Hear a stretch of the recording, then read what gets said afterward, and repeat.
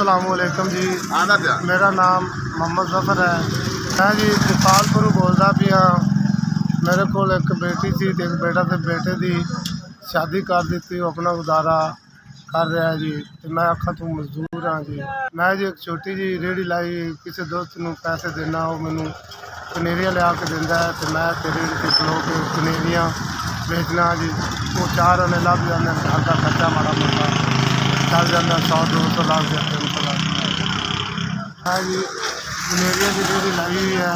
आखा तो मजदूर हाँ ते घर का गुजारा नहीं होंदा, किराए के मकान ने, घर आटा नहीं होंदा, खंड चीनी पत्ती चाह नहीं होंदी, आगे मिलती।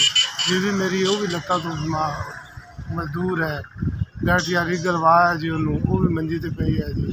इस तरह बस मेरा गुजारा बड़ा औखा जी है जी। इस रेहड़ी ते जी 100-200 बचता है जी। महंगाई का दौर है जी, मेरा गुजारा नहीं होंदा। SVS आपकी तरफ 5000 रुपया मिल गया है। आपकी मेहरबानी, आपका शुक्रिया।